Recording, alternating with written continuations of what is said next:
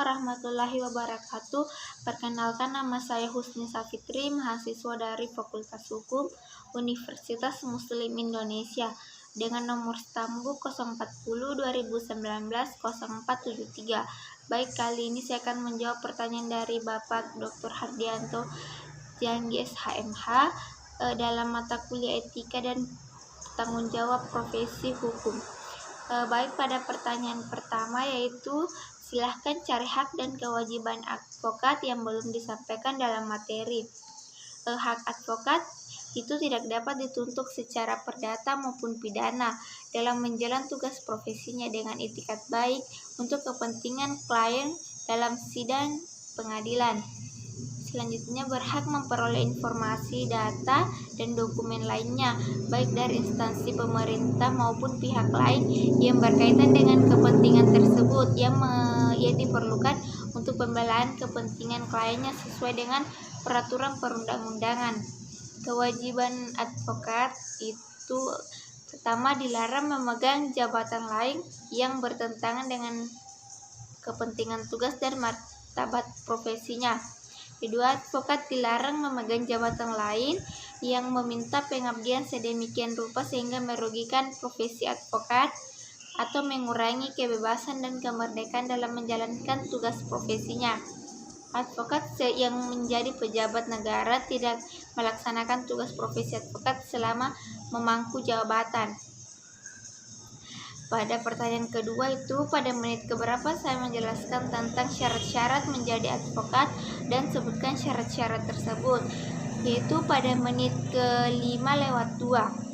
Syarat-syaratnya yaitu harus warga negara Republik Indonesia, bertempat tinggal di Indonesia, tidak berstatus sebagai pegawai negeri dan pejabat negara, berusia sekurang-kurangnya 25 tahun, berijazah sarjana yang berlatar belakang pendidikan tinggi hukum, lulus ujian yang diadakan oleh organisasi advokasi, magang sekurang-kurangnya 2 tahun terus-menerus dalam kantor advokat, tidak pernah dipidana karena melakukan tindak pidana kejahatan yang diancam dalam pidana penjara 5 tahun atau lebih, berperilaku baik, jujur, bertanggung jawab, adil, dan mempunyai integritas yang tinggi.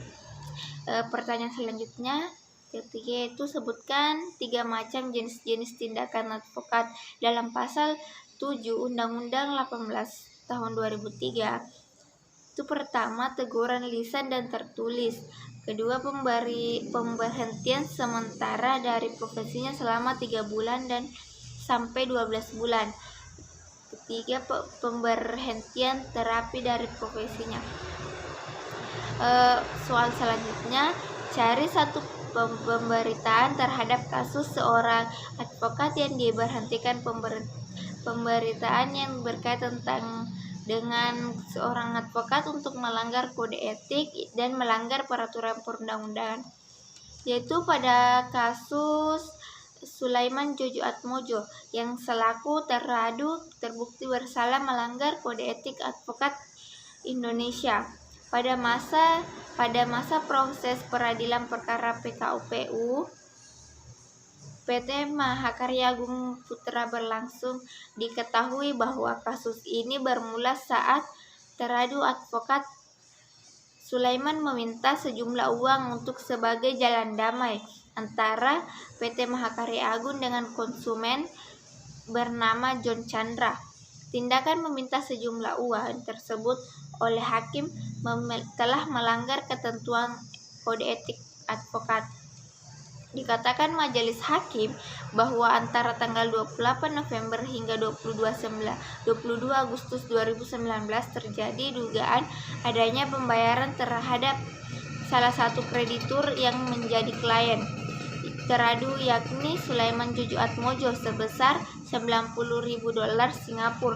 Hakim menilai hal tersebut sudah melanggar pasal 245 Undang-Undang terhadap kepailitan.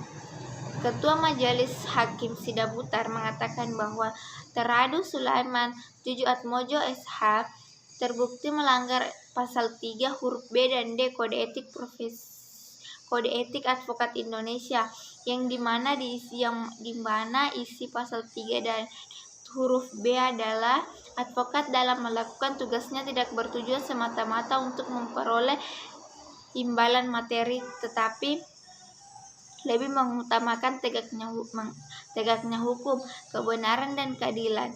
Dalam huruf D adalah advokat wajib memelihara rasa solidaritas di antara teman sejawat. Dengan ini, DKD Peradi DKI Jakarta memutuskan hukum teradu terhadap Sulaiman Jojo Atmojo SH dengan pemberhentian selama 12 bulan dari profesi advokat.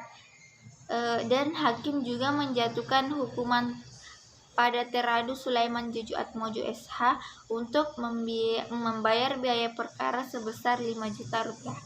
Sekian dari saya, kurang lebihnya mohon dimaafkan. Wassalamualaikum warahmatullahi wabarakatuh.